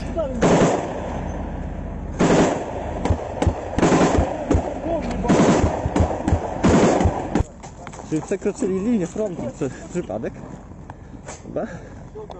Yeah, showtime. Go. Yeah, yeah. We now see them firing off a grenade launcher, most likely an AGS. That's it. Cool. Nice. Or that could be a Mark 19. It is a Mark 19. Yeah, it's 1.7k, so you can't really hear the impact. More? No, no, no. There you go. There's the impact. There should be another one. There we go. Lovely. Oh, lovely, Governor. It is what it is. Oh, we missed him. Lovely. Wait, gentlemen, you fine pink mist. I like it. And also, why aren't they so serious? Why are they joking around? Oh goodness. Maybe. Oh goodness, that does sound like pretty horrendous stuff. Hit me, baby, one more time. I think it's not very kind. That's what I think. It's not very kind. Now you're coming. Oh. Yeah, let's start record. Now you're coming. Oh, maybe it's not very kind. And with that, that's the end of the video, but it's nice to see that the Foreign Legion volunteers are still having a fun time out there, and that they're having to mud and bud through the bogs and wogs of Ukraine.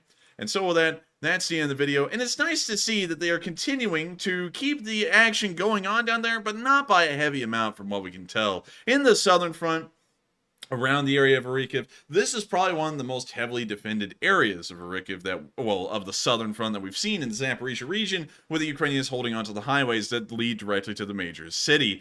Around the rest of the front lines, like in the area of Volodar, it's also heavily defended as well by both sides. There is a lot of room, however, for the Ukrainians to start pushing through the area, I guess you could say, of Kyiv, probably considering that the Russians do not defend this highway all too well, towards the direction of Kamyanka, and they may be able to start to split the Russian land bridge in that direction. We can't really say that for certain, but it does look like there's a lot of potential there for the Ukrainians to eventually try and split the Russian forces in two in Ukraine. And so with that, we're now going to be moving on from the area of the Zaporizhzhia front line and on into the area of Enerhodar, where we saw some shelling near the power plant. This actually was marked earlier on as new but older footage, but this actually happened just a few hours ago. They say late autumn of 2022, but just 5 hours ago, reports came out that apparently the Russians are once again firing onto the Zaporizhzhia power plant again.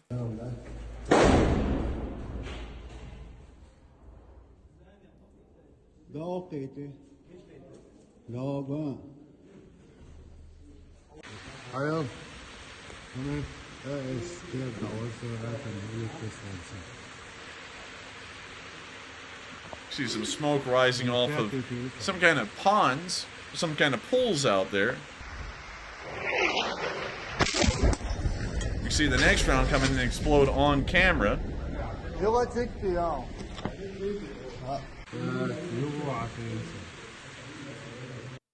And that's the end of the video, but once again, a very interesting look at, once again, the Russians shelling the Zaporizhzhia power plant. And so we're now going to be moving out of that area. Not really a lot to add in there. It's just shelling as usual. We're now going to be moving into the area of Velika, Oleksandrivka, where we saw some destroyed vehicles in the area. This was a while ago. Of course, the Ukrainians liberated this quite some time ago. And so we're now seeing the after effects of what the battles looked like and how many vehicles the Russians lost. Yeah.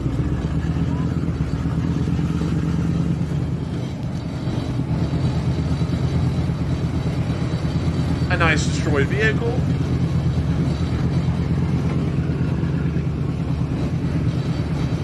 A destroyed car.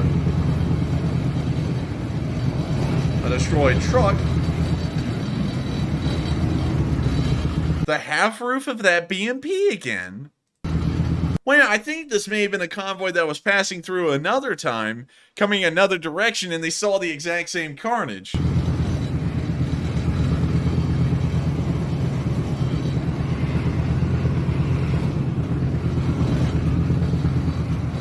Part of a destroyed vehicle.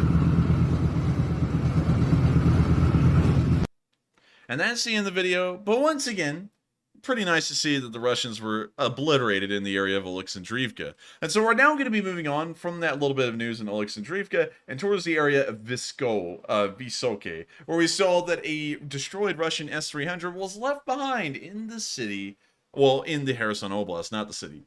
And so here's the video. Чертей сейчас С-300 положили. Напрочь, зетки, черти. Сейчас покажу вам, какие машины мы угробили. Вот See так the вот. S-300s right there, with the Z is clearly marked on them, and both of them were destroyed. Вот так вот. Иди сюда, С-300. И наводочка. Вон зеточка видно. Пидорасы, сука. Пидорасы. And with that, that's the end of the video, but once again, the Russians lost everything in Kherson, including their shirts and their most valuable S-300s. And now, it is time for us to move all the way around Ukraine, all the way around the world. Swish. I had to do that real quick just so that way I could actually do it since I said it. And now it's time for us to move to Kyiv, so that way we can listen to the speech from President Zelenskyy here on day 271 of the war in Ukraine. And so without further ado, here is the speech. Бажаю здоров'я, шановні українці. Завершується цей день, вже 270-й день повномасштабної війни. Коротко звітую. Перше. Фронт. Найбільш жорстокі бої, як раніше на Донеччині, хоча так цієї доби менше. Через погіршення погоди кількість російських обстрілів залишається, на жаль, надзвичайно високою. Луганщина потроху і з боями рухаємось. Станом на цей час загалом на Сході вже майже 400 обстрілів. Від початку дня дякую кожному і кожній, хто тримає позиції, хто допомагає нашим силам оборони. Південь. Тримаємо оборону, послідовно, дуже прораховано знищуємо потенціал окупанта. Друге – це енергетика. Відновлення мереж і технічних можливостей постачання, розмінування ліній електропередач, ремонти. Все триває цілодобово. Вдалося полегшити ситуацію в частині регіонів, де ще вчора було дуже багато реальних проблем. Цього вечора стабілізаційні відключення є в 15 областях, в Києві також. Найбільше Вінниччина, це Сумщина, Полтавщина, Хмельниччина, Франківщина, Київщина, ну і столиця. Робимо все можливе і неможливе, щоб повернути нормальне життя в Одесі, в Харкові та усім нашим містам і нашим громадам. Я дякую усім енергетикам, працівникам комунальних служб, обласних адміністрацій, усім, хто працює заради українців. Третє. Зовнішня політика. Сьогодні звернувся до учасників саміту Міжнародної організації франкофонії. Це понад 50 країн-учасниць, це понад 20 країн-спостерігачів, Африка, Азія, Америка, Європа. Всюди чують Україну, всюди знають наші пропозиції про те, як повернути мир Україні і як повернути стабільність світу. Одразу скажу, що українську формулу миру сприймають у світі надзвичайно позитивно.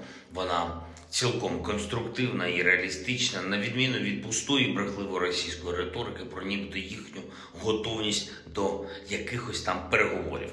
Ми зробимо все, щоб світ сприйняв українську формулу миру. Кількість важливих міжнародних звернень буде і на новому тижні, і ми вже готуємось. І ще одне. Традиційно в Україні у третю неділю листопада відзначається День працівників сільського господарства. Чи був колись міжнародний контекст у цього дня?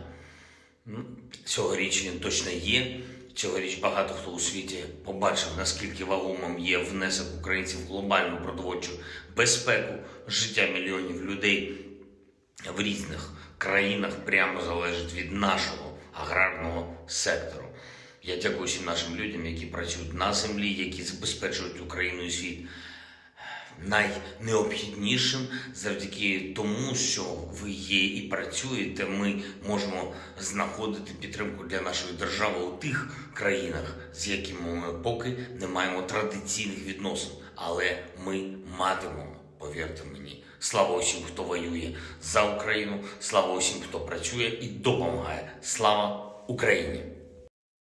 And with that, That is the end of the speech from President Volodymyr Zelenskyy, and that also wraps out our day 271 news summary. I thank you all so much once again for watching and helping us to get to $6.4 thousand raised tonight for UNHCR. It is unbelievable to think that we've been doing this for 271 days and that y'all have helped us to do 37 fundraisers. Not only do 37 fundraisers, but reach the goal on every single one of them. And so, thank you to each and every one of y'all so much once again for both watching and also helping us with these fundraisers. And now it's time for us to move on to recognize the top donors and also get on into the polls. And so with that, what do we got, Matthew?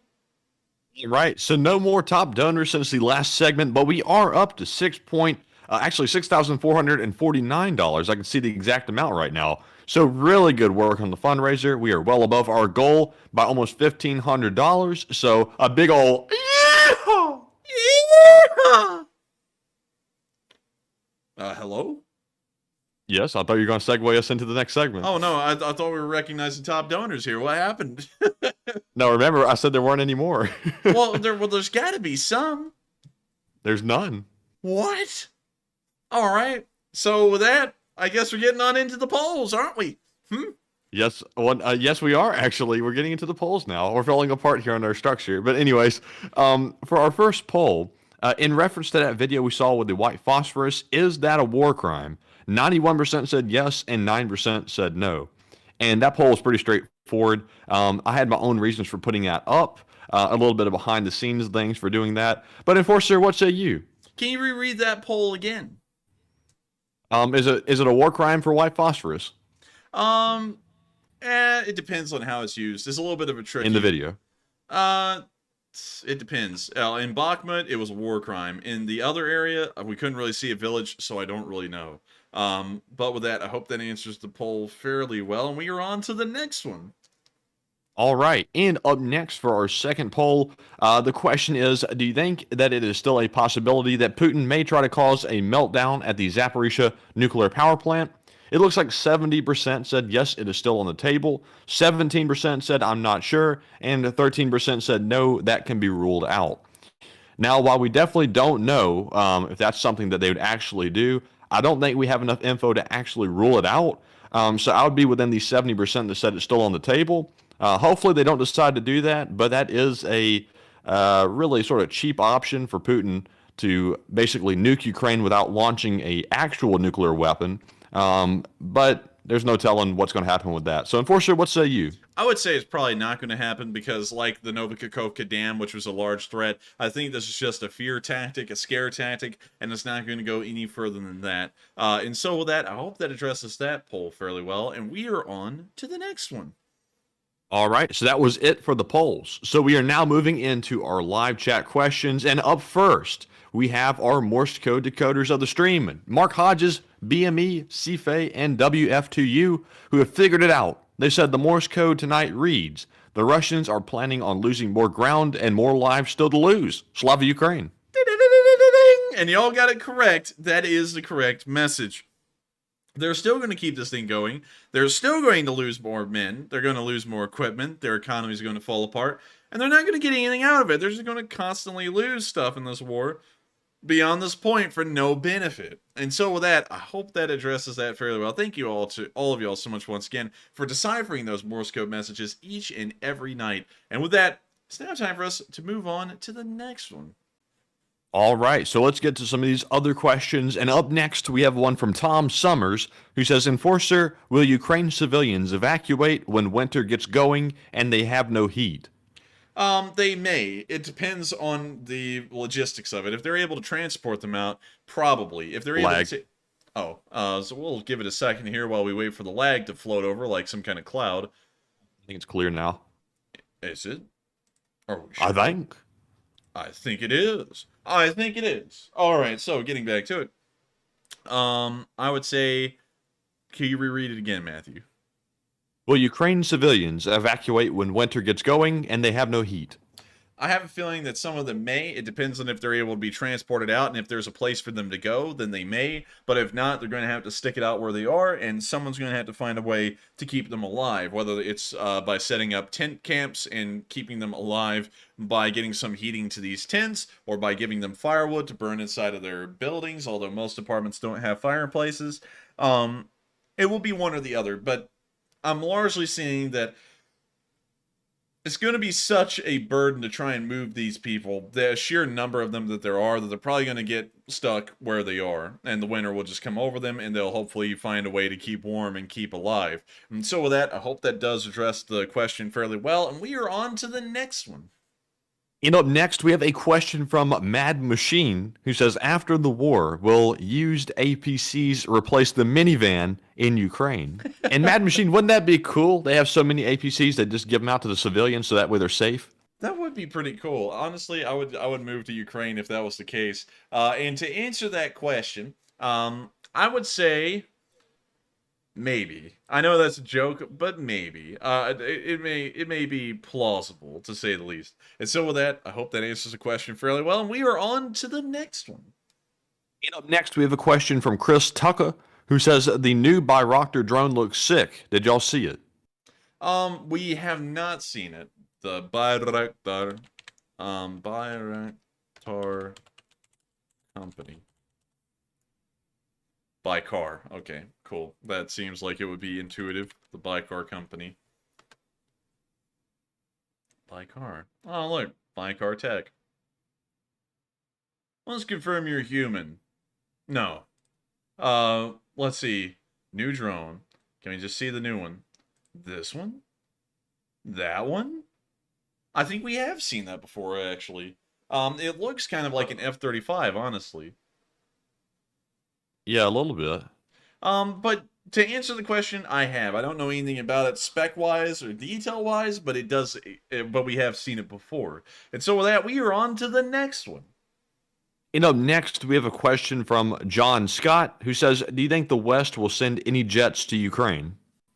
I think the West will eventually send jets to Ukraine. It doesn't seem like it'll be now or anytime soon. But maybe by the time this war is coming to a close, we will see jets making their way into Ukraine, although I can't say that for certain. And so with that, I hope that answers the question fairly well. And with that, we are on to the next one. But before we get to it, I have to say this real quick, everyone. I have not had coffee tonight. We actually forgot to get coffee when we went to the grocery store today, and so I am working on fumes right now. And considering that we have reached the fundraiser goal, and the stream has actually gone on a pretty decent while, but not too long actually. We're probably going to be rounding out tonight's stream at the top of the next hour, so that will be 12 p.m. Eastern time for our normal channel schedule, and for us, because y'all can see my desktop, that'll be 11 o'clock for us. And so with that, we are on to the next one. All right, and up next, we have a question from Mech Tactical, who says, should they start burning the wrecked homes for heat? Well, I guess if they're already wrecked and they're going to be demolished, why not? But at the same time, how long can you do that before you run out of houses? And that's something that I don't know that they could keep up for long. And also, what if it starts to spread to other houses, then you burn down all the houses, including the one you may be living in that is intact, and you only got warmth for a few hours? So with that, it seems like it would be an okay idea, but then the extenuating circumstances make it seem like it may be less okay. But with that, I hope that answers the question fairly well, and we are on to the next one. And also, shout out to Michelle Dry for putting in a $50 donation to the fundraiser. Michelle, thanks to you, we are now up to $6,739, so well above our goal. And moving on to our next question, we have one from Just a Bill 02, who says, Enforcer, do the rivers in Kherson freeze? Will it get thick enough to move armor or supply trucks over? The Kherson Reservoir and the Kherson River as a whole. Sorry, I had to yawn there because I'm not gonna lie to y'all. I haven't had coffee and I'm suffering right now. And for some reason last night I got through fine without coffee, but tonight's been a real struggle. But it will not freeze over. The Dnieper River is too wide and flows too quickly for it to actually freeze over for units to cross, so the answer to that would be no. Both sides will pretty much still be using it the way it has been used right now, as a defensive barrier in between northern Kherson and southern Kherson Oblast. And so with that, I hope that answers the question fairly well, and we are on to the next one. Right, and up next, we have a question from Richard Parnell. He says he has a controversial question, and I like these type of questions. Let's see. He says, when the Ukraine defeats Russia, new Minsk agreement where the Russia has to surrender nuclear missiles to Ukraine, what do you think? I think that probably wouldn't happen, because one thing you have to remember is that Russia nuke stockpile. Russia has around 6,000 nuclear warheads as of 2022, and so sending all of those to Ukraine and giving them the economic responsibility to take care of them and look over them would be highly questionable. And also, the other thing is that do we want nuclear weapons floating around from country to country? And my answer would be no. I think that the end goal should be to try and limit nuclear weapons to as low a number as possible, and instead of transferring them from Russia to another country, we should just completely remove them from Russia and pretty much take out two birds with one stone. Because one thing is for certain, and this is something that maybe some people would not see, but if Ukraine had to agree to become neutral at the end of this war, because that's just how the war turned out, and then they ended up getting nuclear weapons from Russia, it's highly likely that they could end up becoming a rogue state in 20 years' time, like North Korea. And and I'm not saying that they're going to end up being authoritarian and they're going to worship Kim Jong-un or something like that, but you always have to keep that in mind when handing around nuclear weapons is, what could a country turn up looking like in the future? And if it's not aligned with anyone, what does that really mean? But with that, I hope that answers the question. How about this? I just saw somebody say in the live chat, what if we just gave Ukraine one nuke? That would be enough to, I guess, solidify them as a nuclear power. Yeah, but then that goes against all the nuclear treaties we're in, and that's going to be a huge diplomatic row around the world. And I wouldn't honestly, I wouldn't give them nukes. I wouldn't give anyone nukes. Like I wouldn't go to Poland or the Czech Republic or Austria and say, hey, you want nukes? Like I really think that we should be trying to disarm as many countries as possible and continue to limit the amount of nukes worldwide. So I wouldn't really be a big fan of giving Ukraine a nuke, because then, I guess you could say our rivals would have a great point in saying, why not give Iran a nuke too? Why not give North Korea a couple of more? Why not give Burma a couple? Why not help the Indians and the Pakistanis to continue to increase their nuclear weapons programs and their output? And those are things that, I'm like, I don't know. And also, you got to remember that gridlocks everyone in the future, because as long as you have a nuke, no one's going to be doing anything to you. And so if Iran does something crazy, or, say Ukraine does something crazy in the future where we have to intervene, then we have a nuke in play, and then we can't do anything. And so with that, I hope that answers that fairly well. And with that, we are on to the next one. Up next, we have a question from Hoodoo, Texas, who says, are most of the small bomblets concussion or fragmentation? Most of the small bombs that we've seen appear to be fragmentation, because sometimes people get taken out or killed by them that are so far away that a concussive blast wouldn't hit them, and so it has to be fragmentation, like shrapnel from a grenade. And so with that, I hope that answers the question fairly well. And we are on to the next one. Up next, we have a question from Super Action General, who says, do y'all think China would attack Taiwan if the U.S. got into a war with Russia, or North Korea attacking South Korea? I think if North Korea attacked South Korea and the U.S. was involved in, I don't think they would get involved in that specific situation. And if we got involved in a war with Russia, and it pretty much turned into a world war, I have a feeling that China would sit by and do nothing. Because then, by the end of that war, they would probably be one of the larger economic powers in the world. The United States would probably be worn out economically. Russia would, of course, be flat. Well, actually, considering that the Russians would be flattened so quickly, the United States really wouldn't take much of an economic penalty. But at the same time, China going into Taiwan, we could deal with that with no problem. So I don't really think they would be doing that. But yeah, I can never say that with certainty. That's always on the table. And so with that, I hope that answers that question fairly well. And we are on to the next one. I got to say, personally, for me, I think that if the U.S. and Russia got into a war, I think that would cause the entire world to go into chaos. So North Korea would take the opportunity to go ahead and attack South Korea. I think it would just set off pure mayhem everywhere, because what would a war between Russia and the United States even look like? Would it be nuclear? Would it be conventional? I couldn't see a situation where it wouldn't be nuclear, to be honest. Let's see here. 1 second. I gotta find some GDP figures here. GDP of South Korea. So South Korea has a GDP that's larger than Russia's. And also, not only that, but going up against North Korea, which has a domestic product, a GDP, a national GDP of around $5 billion. I think the North Koreans would fold immediately because there is no nukes. Well, they have nukes, but you got to remember that both Japan and South Korea have Patriot missile defense systems made to shoot down those nukes. Like, the whole idea of the Patriot missile defense system was to shoot down nuclear missiles from rogue states like North Korea. And so South Korea and Japan could shoot those down, probably, or maybe one would get through. But still, North Korea militarily would stand no chance against South Korea. And nuking South Korea wouldn't really further anyone's goals than just the goal of destruction. So I feel like they wouldn't do that. Also, North Korea has to have an enemy to survive. That's how they keep people united inside of North Korea, is telling them that we're the best, we're great, there's enemies overseas, we got to keep going, we got to keep this war machine alive for any day now because the war will start. China most likely won't do anything because getting involved in wars are not economically advantageous, and so it would be better for them to just sit around and hang out. But a war in between Russia and the United States within weeks or months would go nuclear, depending on how quickly the Russians were getting defeated.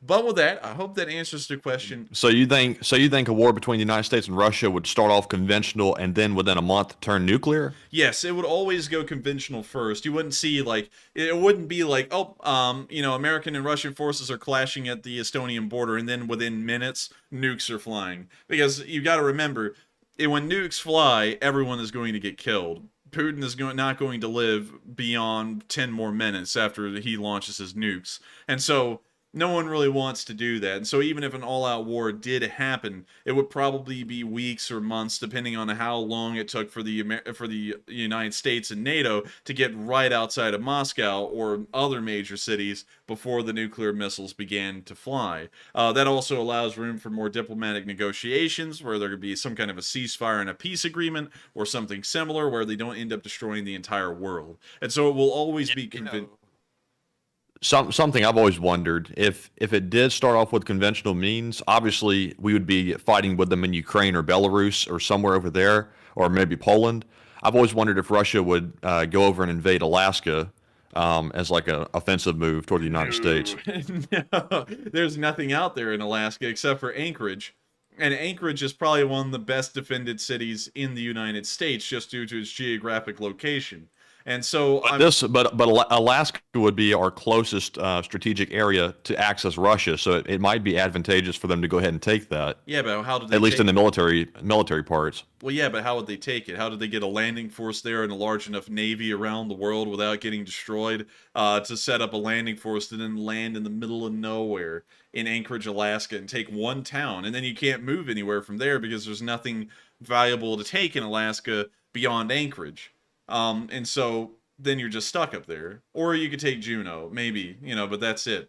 And Juneau's not even that big. Like, is this big enough to have an entire Russian amphibious landing force cross the Pacific Ocean and then trying to land in Juneau after you have to pass through multiple straits and inlets to get there? I mean, I don't see it. I don't see it. They could just send over bombers to attack the bases and simply knock them out. Yeah, but I mean, they'll get shot down. Like, Alaska is a fortress pretty much, and there's really no reason to attack it because there's nothing up there. There's like 500,000 people in the entirety of Alaska. There's no economic power there, rather than the oil. And there's not even that much oil for the amount of land that they would have to try and actually take for it to be worthwhile. I honestly don't see it. And also, it would be incredibly expensive for the Russians to try and move the bulk of their army from the west of their country all the way across Siberia to Vladivostok, and then sail past Japan, which if a war had broken out by then, Japan would definitely be fighting as well.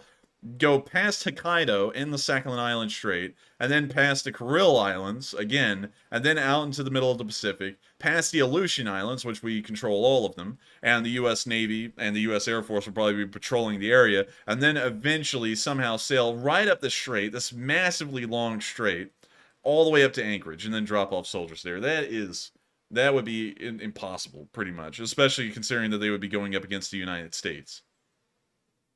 Interesting. And so with that, we are on to the next one.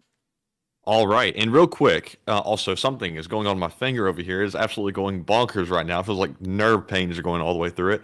But while I try to cope with that, a big shout out to Avarwi Mandubratis for putting in a $50 donation. We are now up to $6,884 on the fundraiser. So thank you very much for that. And also, moving on to our next question, we have one from Mocha Meadow MA, who says, Enforcer, when Ukraine liberates a town, do people got to wait until town is cleared of mines before coming out to celebrate in the town?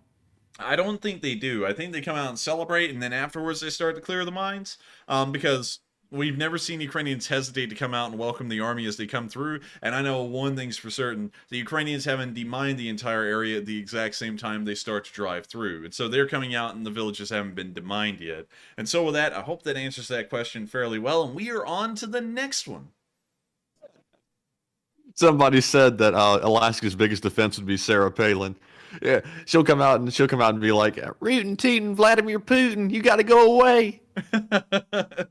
And also a huge shout out to the anonymous donor who sent in 50 Canadian, which has gotten us incredibly close to 7,000. And yes, that would be a large defense of Alaska, is Sarah Palin. But with that, we are on to the next one. Also, that's not political, by the way. She's no longer a politician, I don't think. But let's see here. So our next question goes to Portstan, who says, what does the Enforcer think of the Senator APC that Canada sent compared to the other APCs that Ukraine uses? The APC that Canada has sent? Yes. Canadian APC. The LAV. Yeah, I think that is the one. I think that's the only one.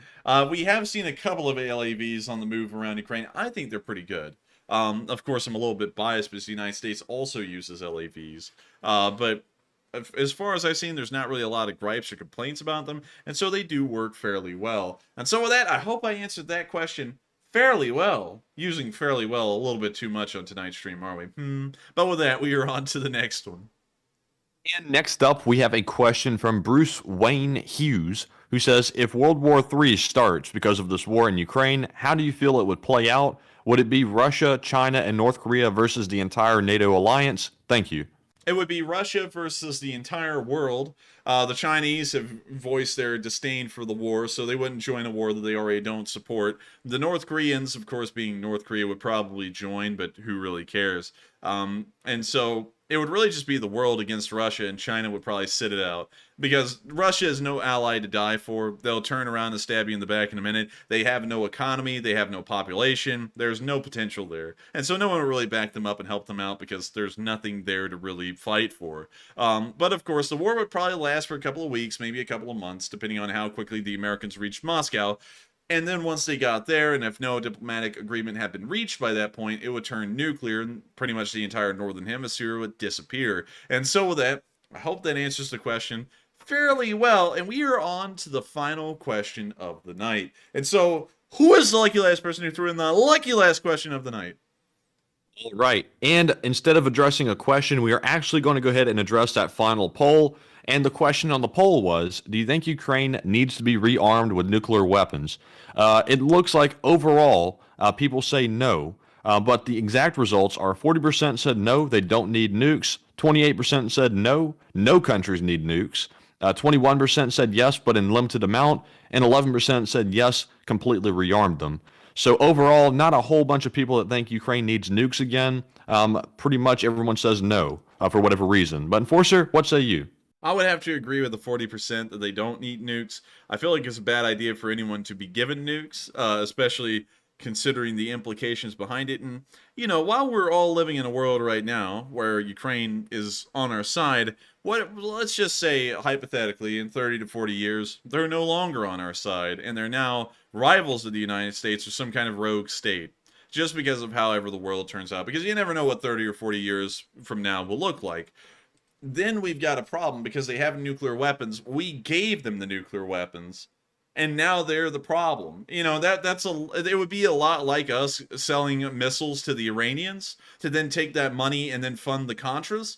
That's almost like that exact same ordeal, because now, because of the missiles we gave to Iran, at least at the time, back when that happened, was a competent military power, and then the Shah was overthrown, and the Islamic Guard came in, made the country an Islamic Republic, and then we actually had a country that could defend itself that was definitely anti-American. Not only that, but then we funded the Contras and gave them a whole bunch of abilities to start funneling crack into the United States. That would also be like leaving a whole bunch of weapons in Afghanistan, so that way the Taliban looks about as modern and as good a fighting force as the United States itself. And so I'm not really into the big fan of giving anyone anything, because, well, anything that will be around for a while, because giving someone something like a nuke is far worse than giving the Iranians missiles, the Contras some cash, or the Afghans a couple of spare pieces of military equipment. This would be forever lasting. That nuke would be around forever, and it would completely stop anyone from doing anything if they went rogue, because they could just nuke you. And so I would have to say that on that poll. And so with that, it is now time to end tonight's stream. It's been a little short, actually. Probably one of the shortest ones in recent channel history. Only 2 hours and 1 minute long at this point. But still, it has been one hell of a stream. We've been able to raise nearly $7,000 in support of UNHCR and their operations in Ukraine. And I thank you all so much once again for helping us to reach that goal on the 37th week of the war in Ukraine. Or at least the one that we've been able to run a fundraiser for. And so thank you all so much once again for helping this channel to keep on running, helping us to keep these fundraisers going, and also being here for tonight's news. Thank you all so much once again for watching, and I will see you all on Tuesday at 10 p.m. Eastern Time to cover the next 24 hours of the war in Ukraine. And so thank you everyone once again. Good night, stay safe, and have a happy Thanksgiving. Well, actually, I'll be telling you all that probably a couple of days from now. But anyways, have a great night, and I'll see you all on Tuesday. Slava Ukraini!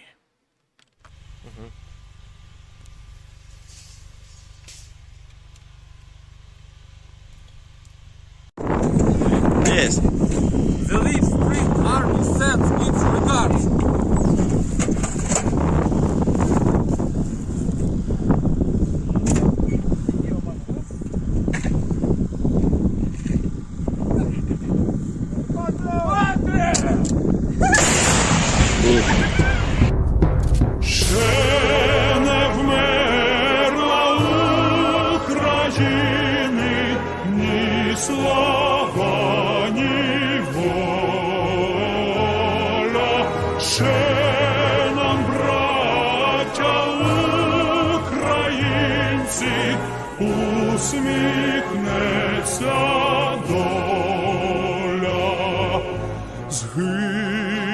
Наші вороженьки, як роса на сонці,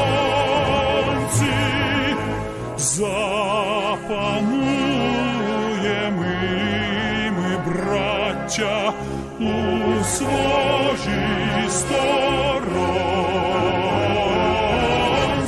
Душу й тіло ми положим за нашу свободу і покажем, що ми браття козацького роду. Душу й тіло ми положим за нашу свободу.